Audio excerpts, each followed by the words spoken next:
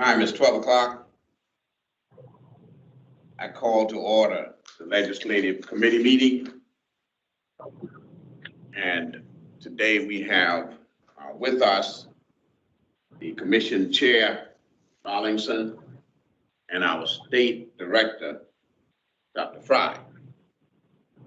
Committee members are Commissioner Cohead, and by way of telecommunications, we have Commissioner Thomas.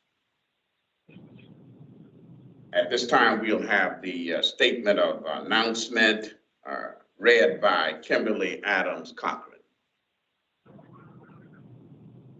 Statement of announcement reads as follows.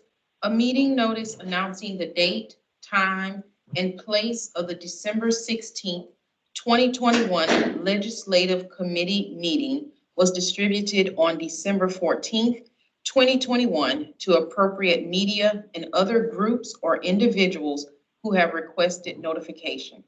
The announcement and agenda were posted at the Department of Disabilities and Special Needs Central Administrative Office and on the website. The Americans with Disabilities Act. The public has been notified that accommodations such as interpreters, mobility assistance, or other assistance will be provided to individuals with disabilities and special needs if requested in advance. Thank you very, very much. Have everyone had an opportunity to look at the agenda? Commissioner Thomas? Yes. Any questions, suggestions, No thoughts? question. And I'll entertain a motion to adopt the agenda.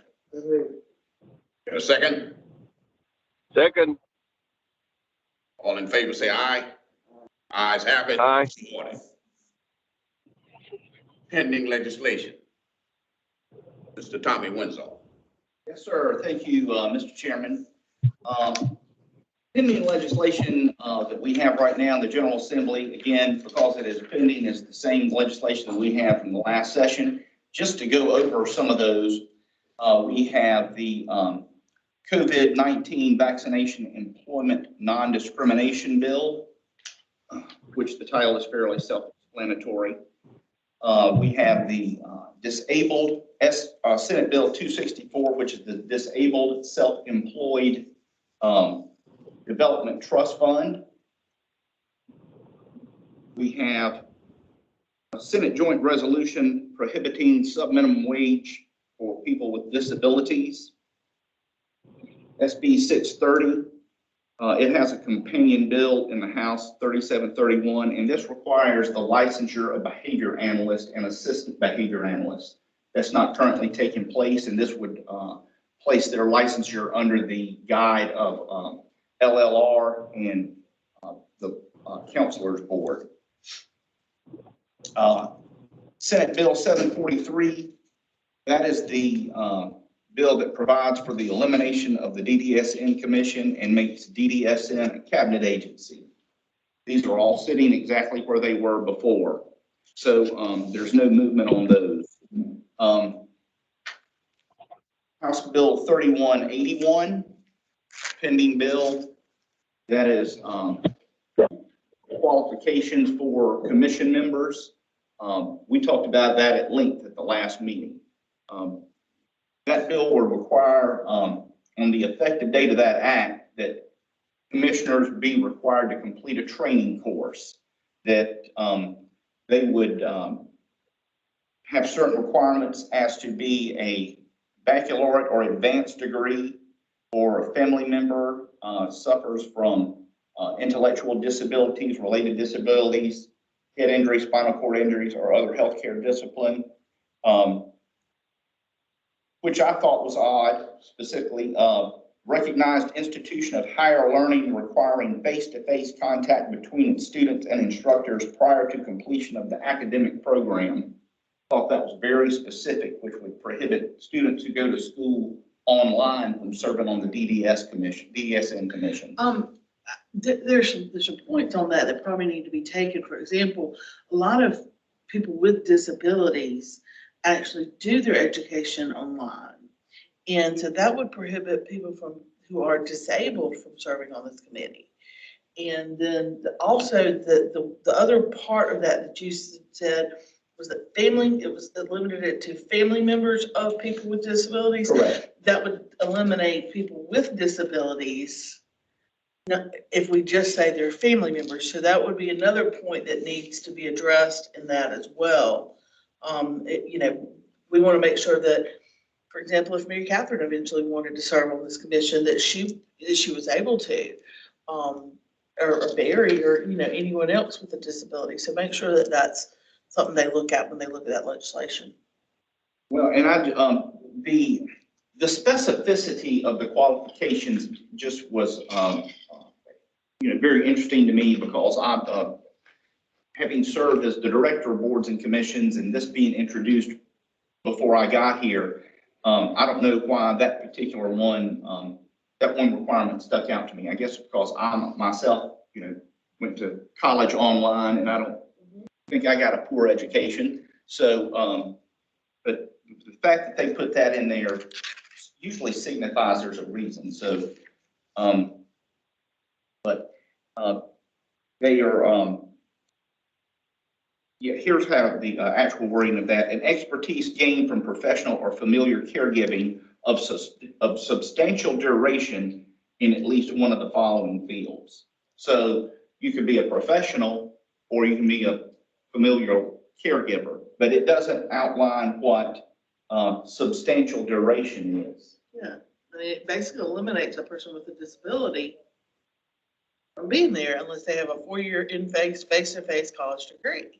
Correct. And so, as I've said before, considering that 2/3 of the state of South Carolina are lacking a 4-year degree, and that's a rough number, you're setting aside 2/3 of the state's population from serving on the commission. And especially the disabled community. I think that's something we really, we tell them they are eliminating disabled people from serving on the disability board. That's pretty significant. Well, something too that you'll often find is that bills will not, some bills are hastily written. Yeah. I'm trying to think of a diplomatic way to say this, to address a specific issue, Yeah. and they're not very well thought out. Well, that's why we have the committee process. So this is in the LCI committee. It hasn't had first reading yet. It hasn't moved anywhere, but it's one of particular interest to me because of how it limits the commission. Okay. The House Bill 3216, nursing homes. This would require the licensing and regulation of facilities, specifically to have cameras at certain places and to keep that recording for at least 30 days. DDSN already has this in place.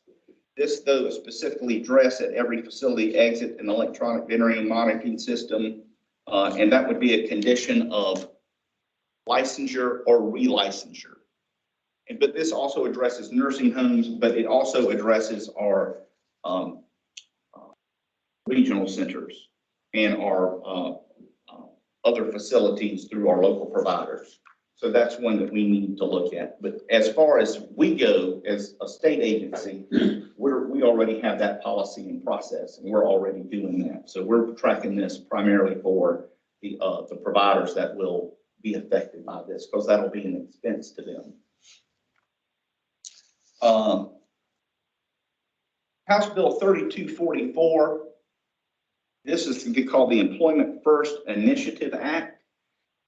It would add to Chapter 5, actually it would add Chapter 5 to Title 41 as to establish policies that are supportive, competitive, and integrated employment for those with disabilities, and would create the South Carolina Employment First Oversight Commission. We already have an Employment First policy here for people with disabilities. That was something that we did a long time ago to encourage the hiring of people with disabilities.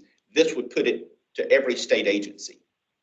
It It would be nice if they did it voluntarily so we didn't have to tell them to, but they've enacted legislation to do that. So that's one that we will, that was filed last year, and is still sitting in committee. The South Carolinians with Disabilities Economic Development Trust Act, which is House Bill 3513, it establishes the South Carolinians with Disabilities Economic Development Trust Fund. The fund will be comprised of appropriations, donations, bequests, and other gifts. It requires vocational rehabilitation to establish a program that awards grants from the fund to South Carolinians with physical or mental disabilities who start, expand, or acquire a business within the state.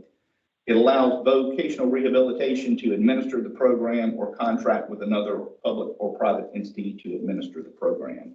So in essence, we would be, or the state would be collecting funds that go specifically into this trust fund that would then be used as a resource to allow those with disabilities to access that for business loans to start or to help them with their business.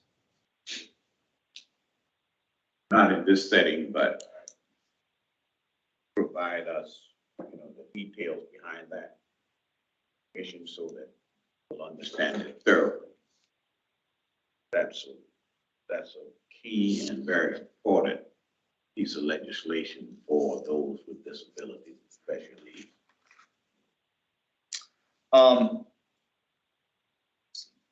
House Bill 3516, which was introduced last year. This bill is relating to the intent of family support services. And it would allow individuals and their families to have a right to select a specific person or agency to provide services offered through the program. It would also permit the individual or family to terminate a requested service provider. So in essence, it gives families more choice in who they can have in providing services to their loved one. In some particular cases, this would allow like a family member. You could use a family member if they qualified to do it. You have more choice in case management. So this is a bill that is very helpful to those families with someone with disabilities because it gives them more choice in providing care for their loved one. And that's one that we'll have more detail on too. That ties in with that 1915 K Act that was recently passed signed by the Biden administration. Yes. House Bill 4352, that is the House version of making DDSN a cabinet agency. Did I miss one? Did we do 31? Oh, I'm sorry, professional counselors. That's the House bill that would is companion to the Senate bill for licensure of behavioral analysts and assistant behavior specialists. It requires licensure through LLR.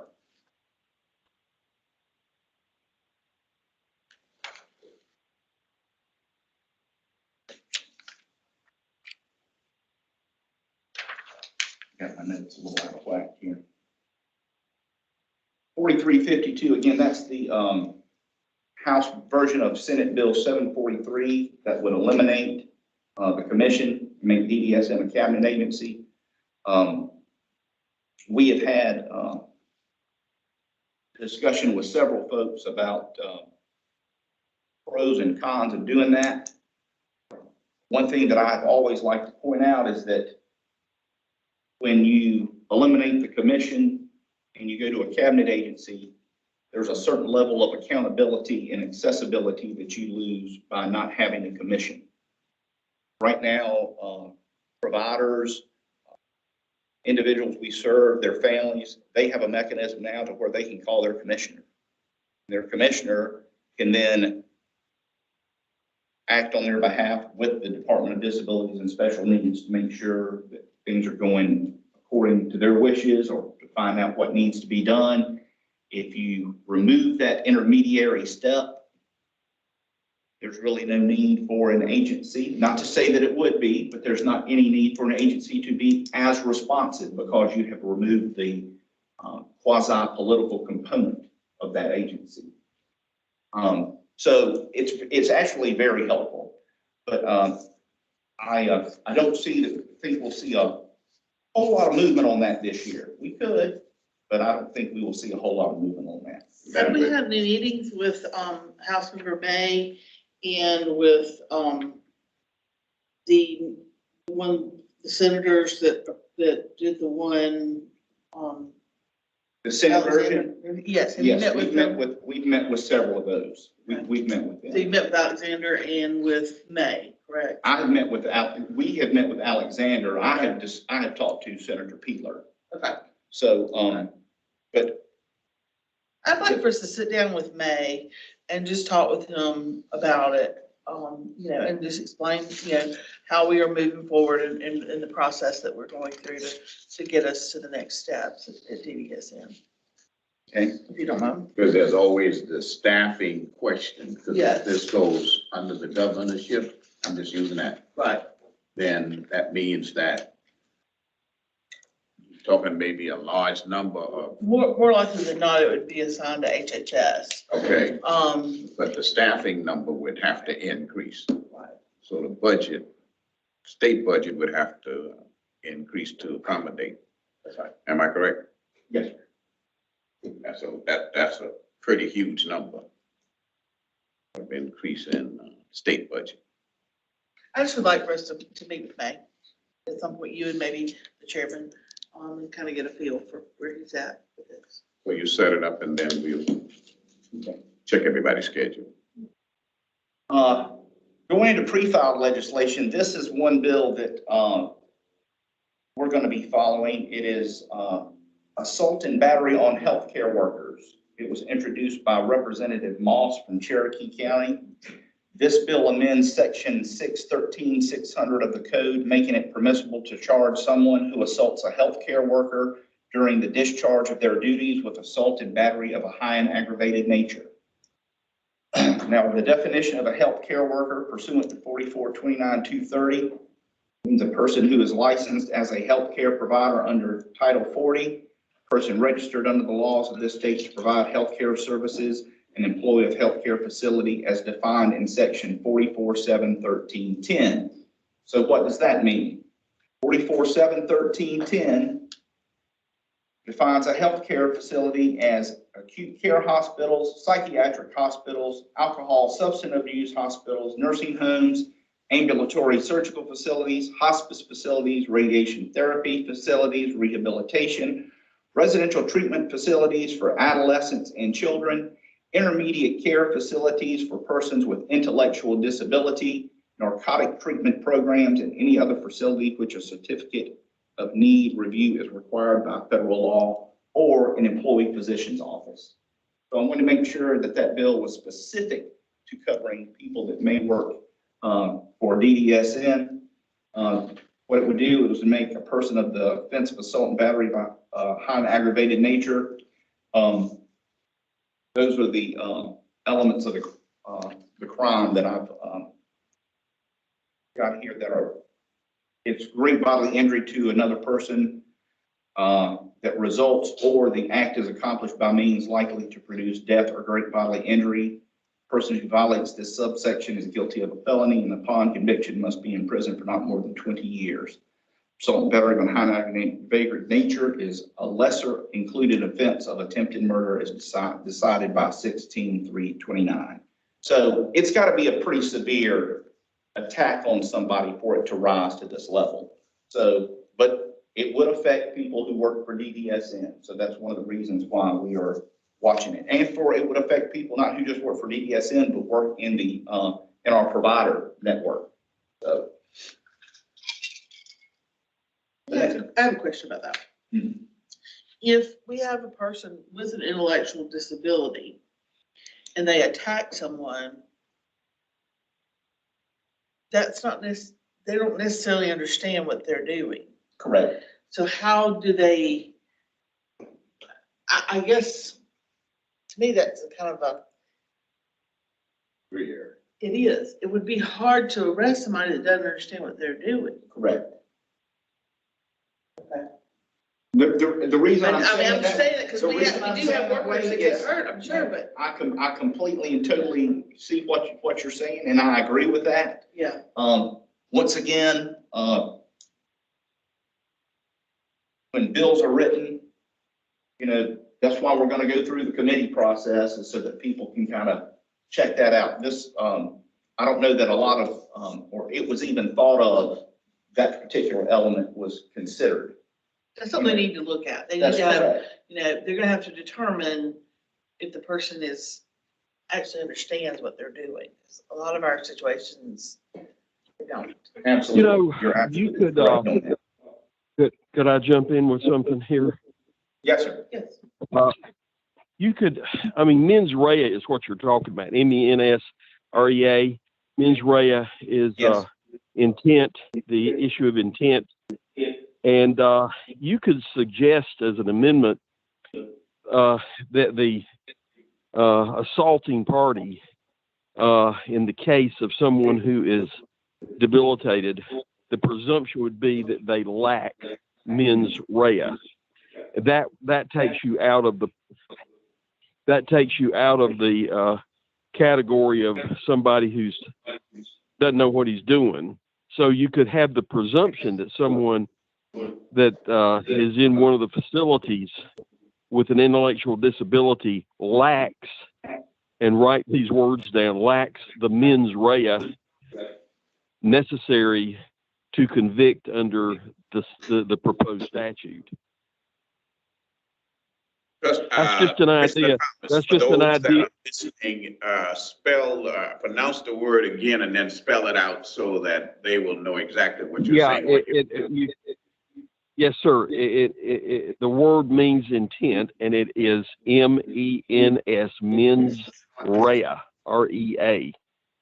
And so your REA, mens rea means intent. And in any criminal case, you have to have the mens rea, the intent, or you don't have a criminal act. There are a few exceptions, like speeding over a certain amount of, the legislature can define a criminal act as an absolute without mens rea, but that's the standard.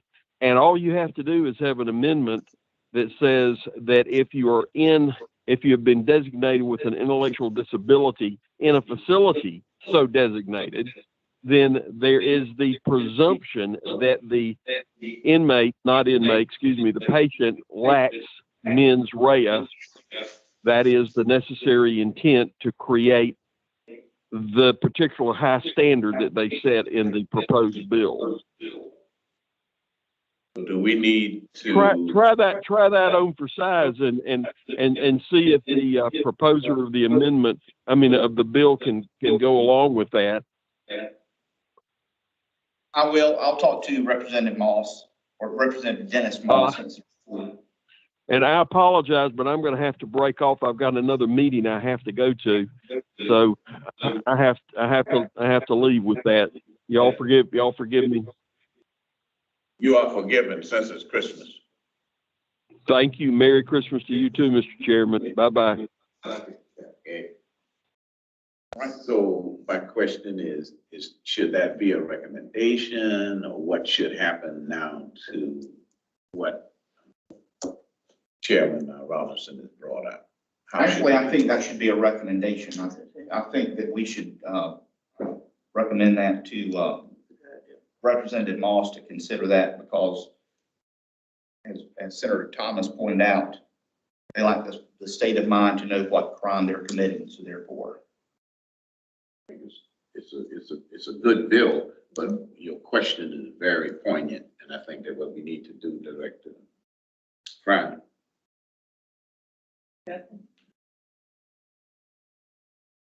Consider it done. House Bill 4597, non-discrimination in access to anatomical gifts.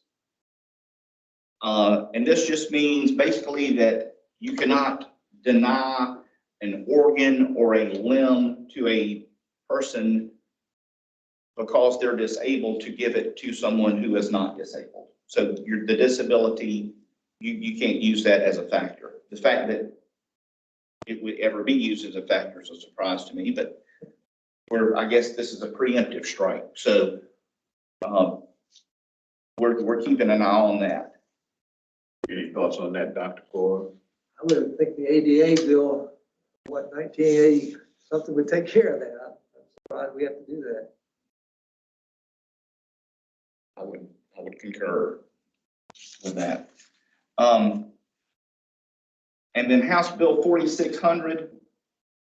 This bill relates to who can give consent on behalf of certain patients who can to receive electroconvulsive therapy.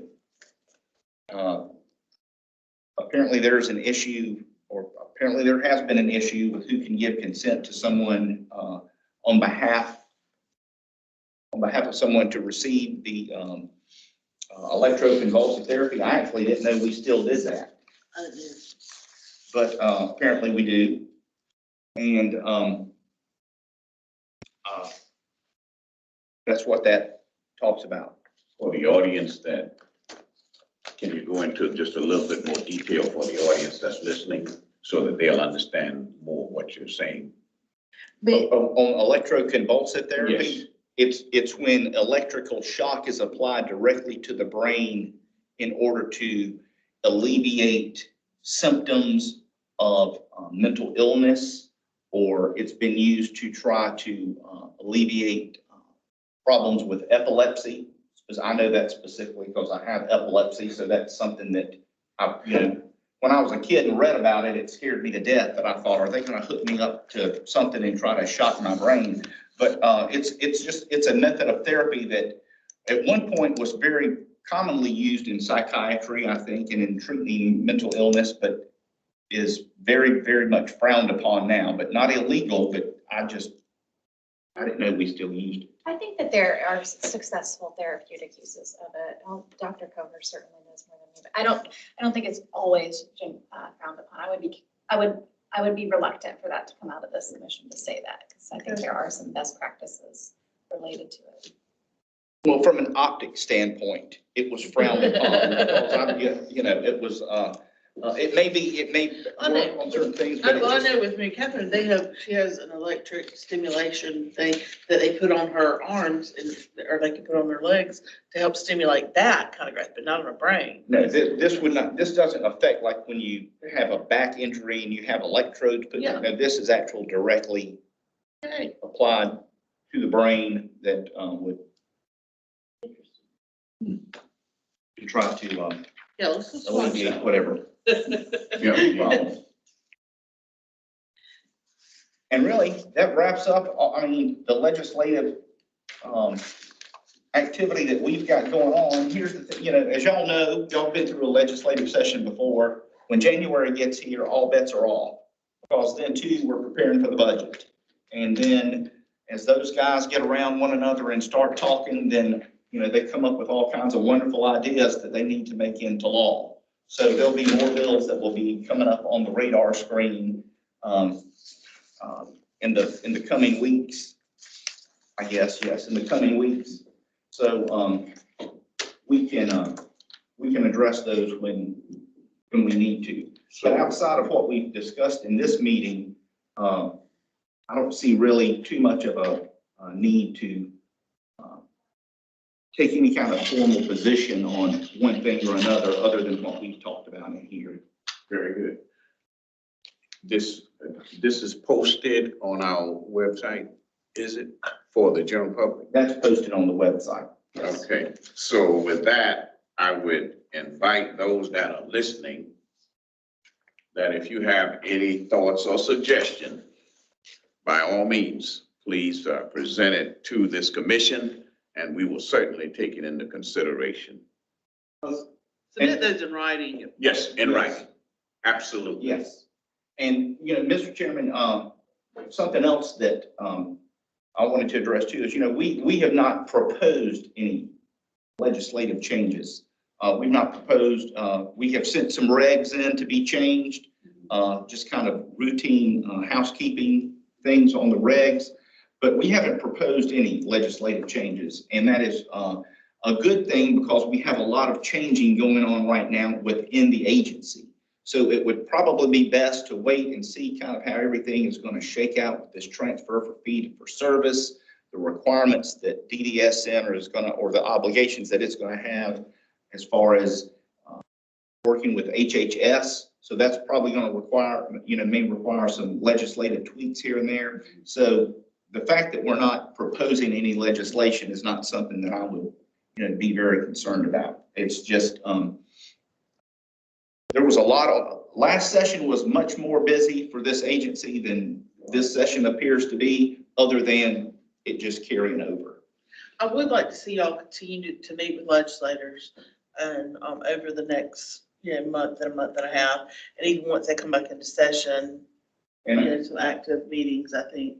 I have been. I'm happy to participate if you need me, but I trust that the three of you can handle it. I think between Senator Thomas And I talk with legislators on a weekly basis from in one form or another, or whether it be doing something for a constituent or doing something for the consumer within their district. So I just want to make sure we keep that communication open. In the past, I know it kind of shut down to some degree, and it's very important to me that we keep those communication lines open between this commission and those legislators. I'm in agreement, because I was noticing, for instance, 4597.